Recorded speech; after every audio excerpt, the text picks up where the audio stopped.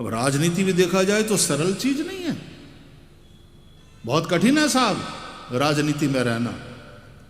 आपको अवेलेबल रहना पड़ता है, आप अपनी पत्नी को और बच्चों को समय दो न दो, पब्लिक को देना ही पड़ता है। जो है राजनीति में उनसे पूछो, नहीं मिले, नहीं टेलीफोन कॉल अटेंड किया और टिकाएं शुरू। और ये तो एकदम सामान्य है और होता भी होगा, पैसा बनाते हैं।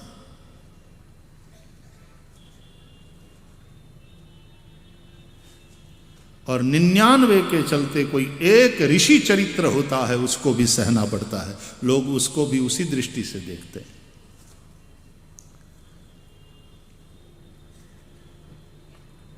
कई कई को कलंक लगा, लेकिन श्री राम जी ने कभी कई कई का दोष नहीं दिया। उल्टे आप अयोध्या कांड के उस प्रकरण को देखें, जब राम को वनवास मिला है, भगवान को पता चला कई कई अम्बा से ही कि मेरे स्थान पर भरत को राजगादी, मां कई कई ने 2 वचन मांगे हैं और मेरे लिए आज्ञा है मां की कि 14 वर्ष मैं तापस वेश धारण करके वन में जाऊं। तो श्री राम कहते हैं, पहली बात प्रसन्नता, मां ये यदि मैं कहता ना तो पिताजी न मानते, लेकिन तूने कहा है, उन्हें मानना पड़ेगा। भाई भरत राजा बनेगा। मेरे लिए सबसे आनंद की ये बात है। सुनु जननी सोई सुत बड़ भागी, जो पितु मातु बचन अनुरागी। तनय मातु पितु तोष निहारा, दुर्लभ जननी सकल संसारा। सुनु जननी सोई सुत बड़ भाग,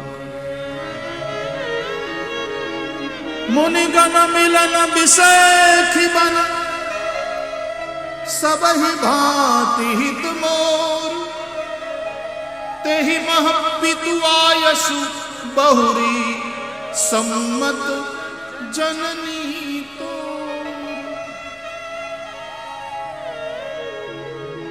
ये वाला जो डायलॉग है ना रामायण में, ये संवाद आपने ध्यान दिया हो तो भगवान राम ने कैकेयी को 3 बार जननी शब्द से संबोधित किया है।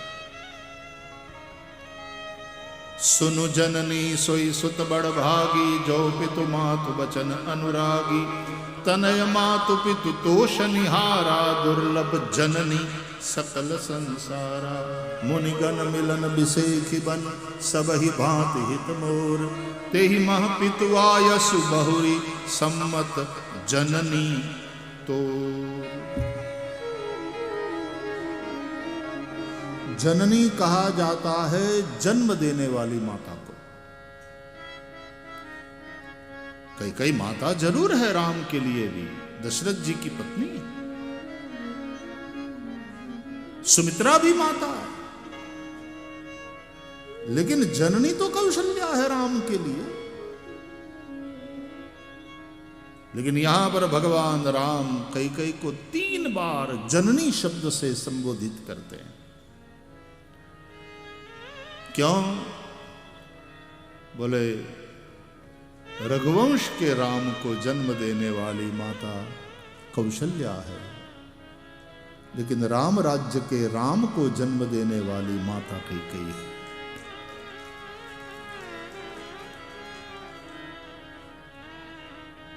इसलिए अयोध्या में बने हुए मंदिर में भी नीचे बालक राम है, कौशल्या नंदन,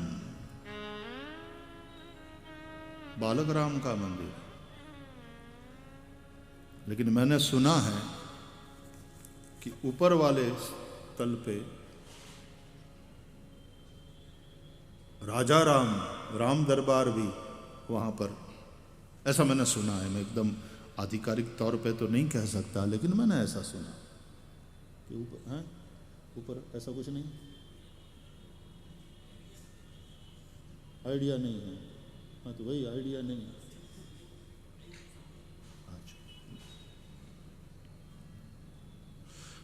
लेकिन पूरे संकुल में कहीं न कहीं राम दरबार तो देखने को मिलेगा ही।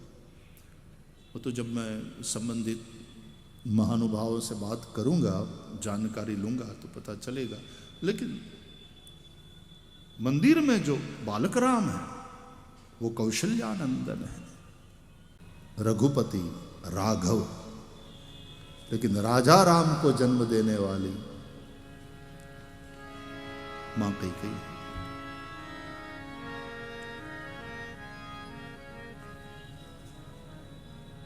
जननी। तो प्रसूति की पीड़ा से पास होना पड़ता है स्त्री को, तब कोई स्त्री माता बनती है। कैकेयी ने भी इस पीड़ा को सहन किया, अपना सुहाग खोया, अपने बेटे ने संबंध तोड़ा, लोगों की नजरों से गिर गई। संतोष केवल इतना है कि राम मुझे समझता है।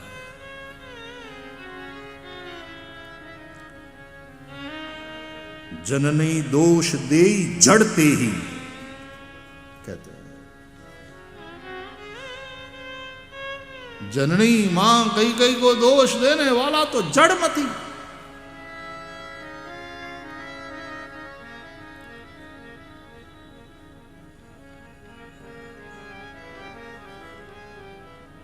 तो राम राज्य का राम दिया है कैकेयी ने, परंतु कैकेयी को कलंक लगा। यज्ञ कल्याण ही करता है, लेकिन क्रिया कलंकित, कर्म के साथ दोष जुड़ा हुआ है। सूक्ष्म दृष्टि से यदि विचार किया जाए तो ये बातें सामने आती है।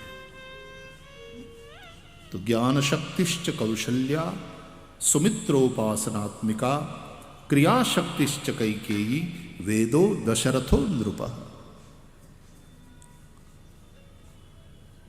राम है दशरथ अजिर विहारी।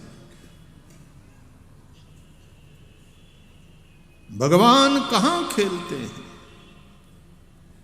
वेद के आंगन में।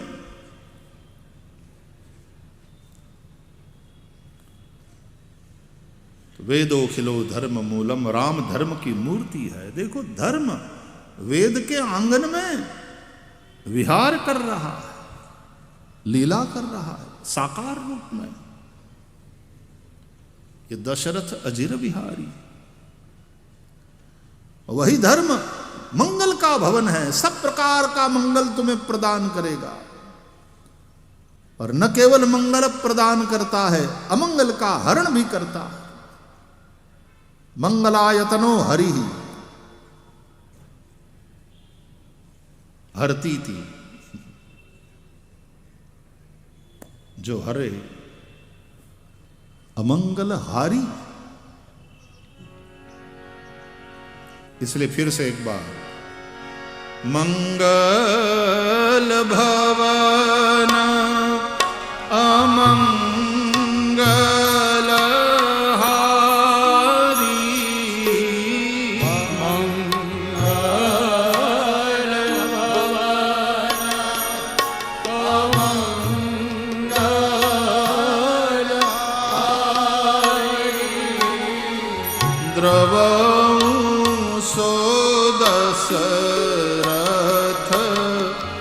अजिर विहारी। द्रवं सो दशरथ अजिर विहारी। द्रवं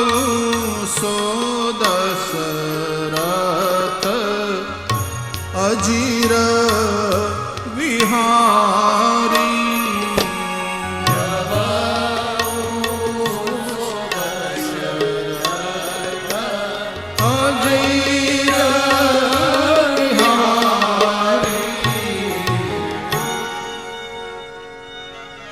तो वह ब्रह्म, वो माया विशिष्ट बनता है तो ईश्वर, और ईश्वर के ये तीन रूप ब्रह्मा विष्णु महेश, ब्रह्मा के रूप में सृजन, विष्णु के रूप में पालन, शिव के रूप में संहार, उत्पत्ति स्थिति और संहार।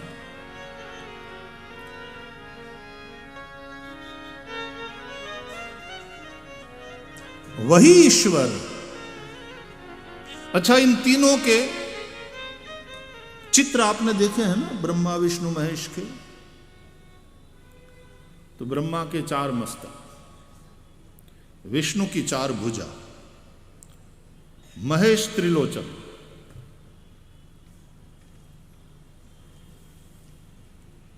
ये वैशिष्ट्य भी है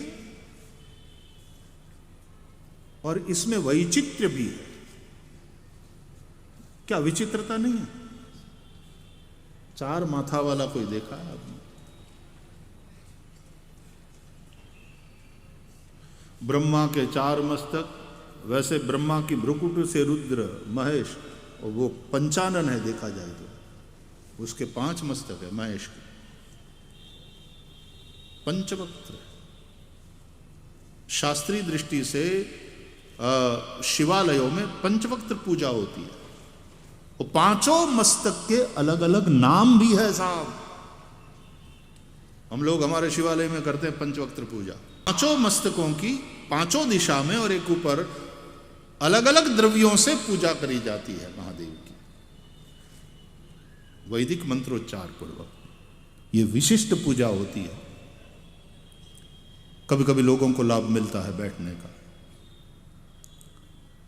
पंचवक्त्रम त्रिनेत्रम, इसलिए हर मस्तक में 3 तो 5 मस्तक में मिलाकर के 15 नेत्र हो गए। गोस्वामी तुलसीदास जी कहते हैं, जब राम जी का विवाह हो रहा था,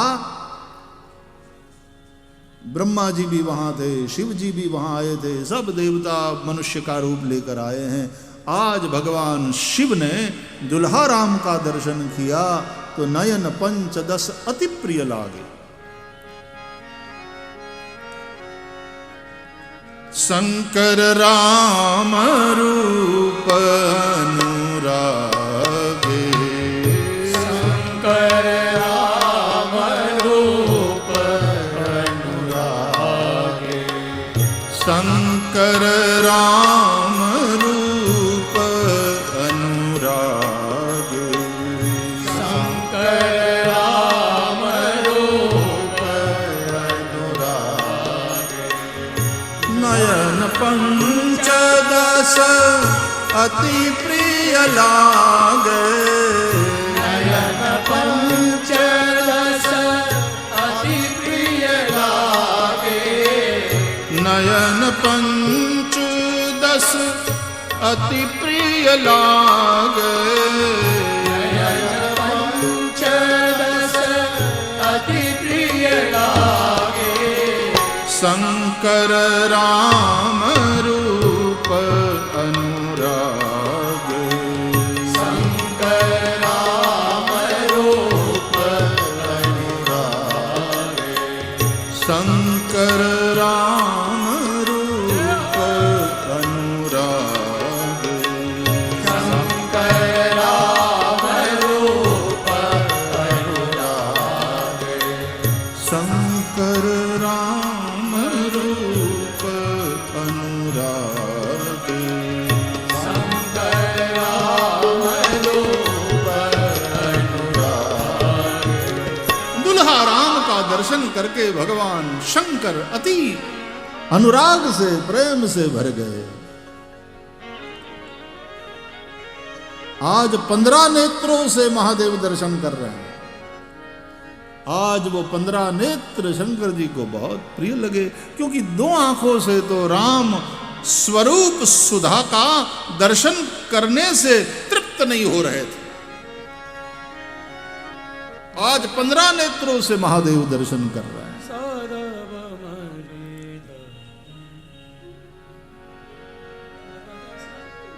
तो चतुरानन ब्रह्मा, उससे उनकी भगवान विष्णु की नाभि से ब्रह्मा।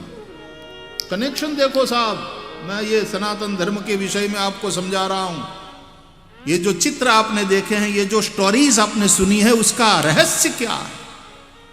यदि समझने की तैयारी हो तो आपके सामने थोड़ा वो स्पष्ट करूं।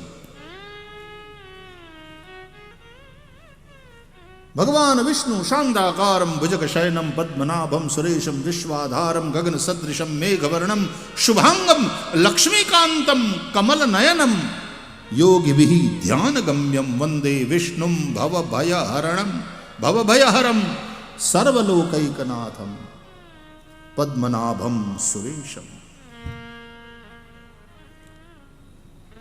भगवान विष्णु क्षीर सागर में शेष शैया में सोए हैं।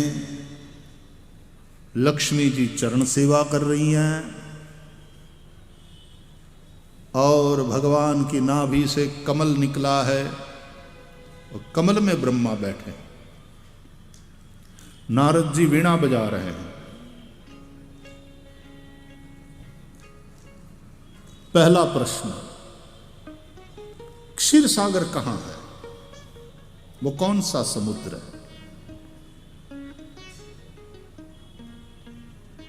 इंडियन ओशन, पैसिफिक ओशन,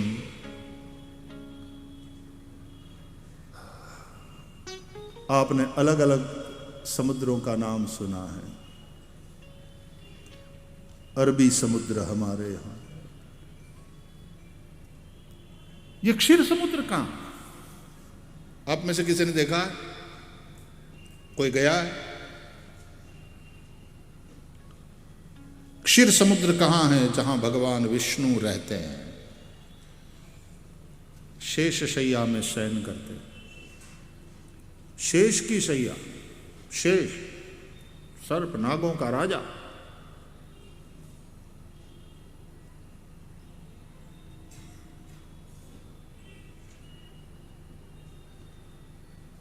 आपके घर में कहीं किसी ने सर्प देख लिया था?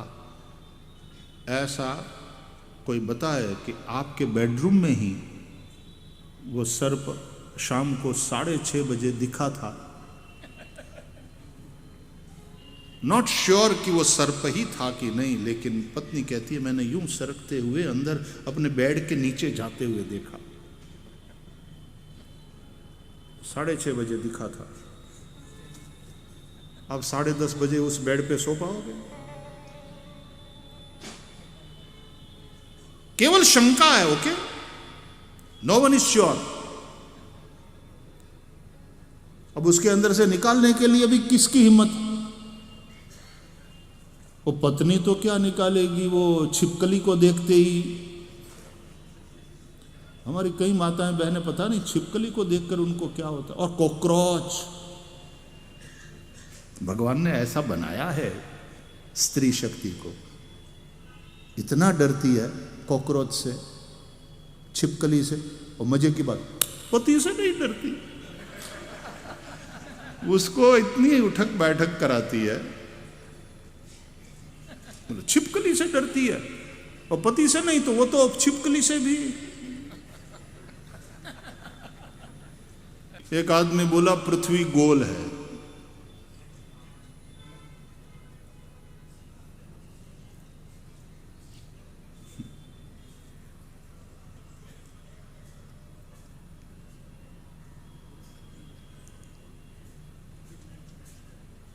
पत्नी चूहे से डरती है, चूहा बिल्ली से डरता है, बिल्ली कुत्ते से डरती है, कुत्ता आदमी से डरता है, आदमी बीवी से डरता है। देखो सर्किट पूरी हो गई।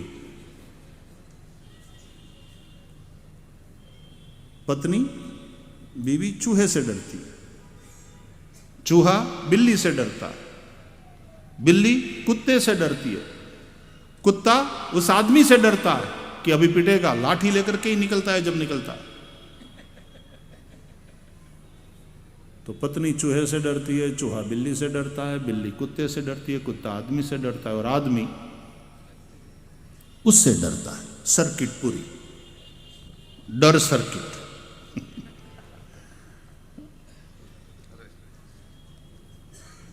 आपको यदि थोड़ी शंका भी हो जाए, अच्छा कभी कभी छिपकली ऊपर दीवार के ऊपर दूर वहां चिपकी हुई है और ये सो नहीं पाती, यहां बाप रे, किसी तरह से छिपकली को निकालो। और यदि सुन भी लिया जाए, केवल शंका भी हो जाए कि बेड के नीचे सर्प कहीं घुस गया है, सो पाओगे? क्षीर समुद्र में शेष शैया में विष्णु सोए और फिर विष्णु के सोने से फिर मधु कई डप। पुराणों की कथाएं तो देखो, और मेरे भाई बहन वो केवल कहानियां नहीं है, उस सत्य को रहस्यमय बनाकर हिस्टोरिकल वे में प्रकट किया गया है। इन रहस्यों की परतें खुलेंगी तो सत्य का साक्षात्कार कर पाओगे। उन परतों को खोलने वाला सद्गुरु है।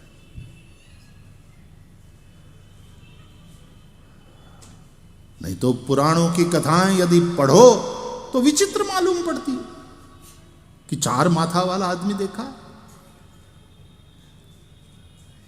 उस ब्रह्मा के भ्रुकुटी से उन्होंने क्रोध किया तो भ्रुकुटी से रुद्र हुए, 5 माथा वाला। उसका बेटा 6 माथा वाला षडानन, कार्तिकेय की जन्म की कथा है रामचरितमानस में। तब जन्मे उ षटपदन कुमारा, तारक असुर समर जेहि मारा। तब जन्मे उ षट बदन कुमारा।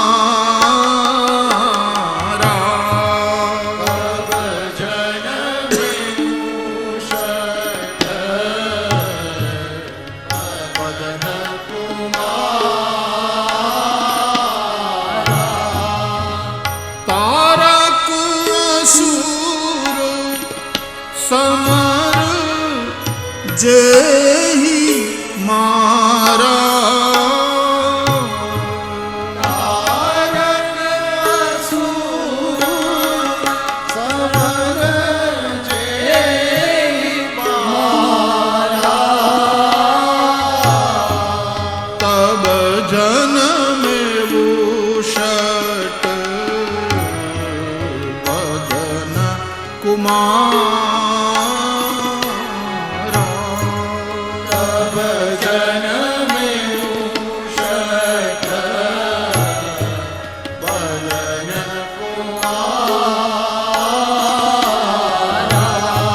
बदन कुमार, बदन कुमार, छठ बदन कुमार, छठ बदन कुमार।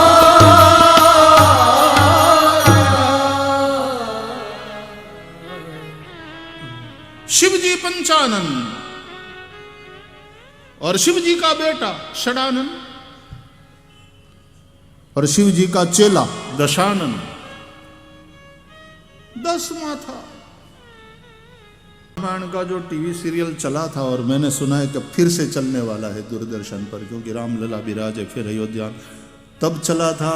उसके बाद कोरोना में,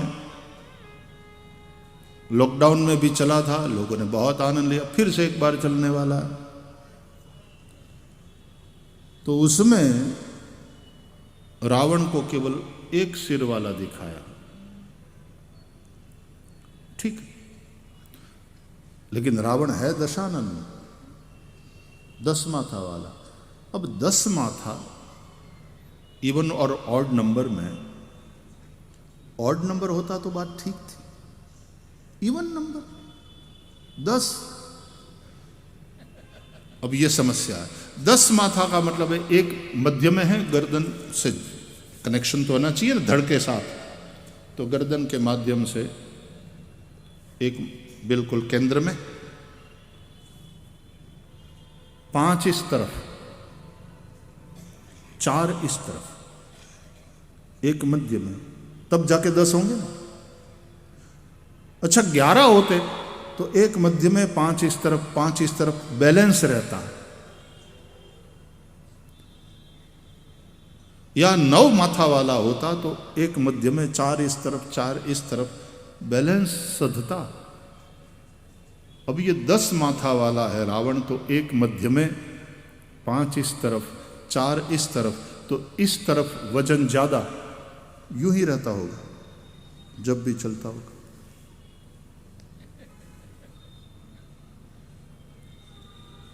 सोता कैसे होगा वो? उसका तकिए की लंबाई, अब या तो वो सीधा सो सकता है या तो औंधा सो सकता है, करवट के बल तो सो ही नहीं सकता ना।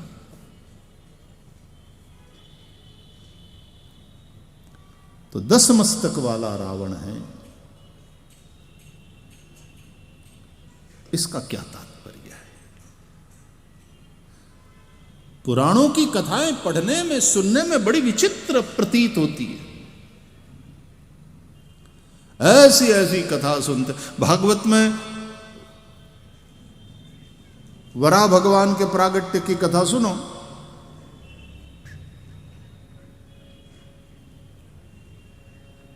ब्रह्मा जी के नाक के नथुने से अंगूठे के अग्रभाग जितने भगवान वराह प्रकट हुए, ब्रह्मा जी के नाक से प्रकट हुए। दक्ष कहां? अंगूठे से। वराह बोले ब्रह्मा के नाक से। तो लोग कहते हैं क्या है ये सब? और आजकल के पढ़े लिखे लोग 2 किताब पढ़ लिए हैं तो कहते हैं रब्बिश। इट्स नॉट रब्बिश माय डियर, ये रहस्य में लपेट करके दिया है ऋषियों ने। व्यास महर्षि तुम तो 2 चौपड़ी पढ़ करके अपने आप को बुद्धिमान समझने लगे। ये हमारा बाप है जिसने 18 पुराणों की रचना की, जिसने बादरायण सूत्रों को दिया है, जो साक्षात अचतुर्वदनो ब्रह्मा द्विबाहुरपरो हरिः अभाल लोचन शंभु भगवान बादरायण, जिसके विषय में कहा जाता 4 मुख नहीं है फिर भी जो ब्रह्मा का रूप है, ऐसे व्यास भगवान। चतुर्भुज नहीं है तो द्विभुज व्यास जी, लेकिन विष्णु है, नारायण का रूप है। द्विबाहुरपरो हरिः अभाल लोचन शंभु, शिव की भांति व्यास जी के ललाट में तीसरा लोचन नहीं था, तथापि वो शिव स्वरूप है। अभाल लोचन शंभु भगवान बादरायण। उन व्यास जी ने जो लिखा है पुराणों में, ये हमारा बाप है। इस रूप में परम चेतना ही प्रज्ञा रूप लेकर के प्रकट हुई है। क्या प्रज्ञा है भगवान वेद व्यास जी की। इसलिए कहते नमोस्तुते व्यास विशाल बुद्धे।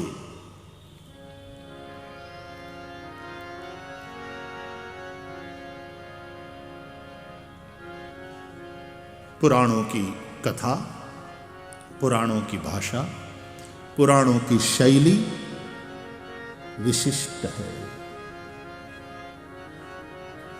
रहस्य में लपेट करके दिया है। कौन से रहस्य में? स्टोरीज, पुराणों में जो कथाएं हैं रहस्यमयी। वैसे पढ़ोगे सुनोगे तो विचित्र मालूम पड़ेगी, लेकिन रहस्य की परतें खुलेंगी और सत्य का साक्षात्कार होगा तो तुम नतमस्तक हो जाओगे कि यार मेरी सनातनी संस्कृति, ये हमारे पुराण वेदों के ही अर्थ को, वेदों के ही रहस्य को समझने के लिए बनाए गए। वेदों का जिनको अधिकार नहीं है, यानी वेदों में जिनकी योग्यता नहीं है, अधिकार से योग्यता, उन तक वेदों का अर्थ पहुंचाना था। अतः इतिहास पुराणों की रचना व्यास जी ने करी इतिहास पुराणाभ्याम वेदम समुपबृंहयेत बिभेति अल्पश्रुताद्वेदो मामयम प्रहरिष्यति।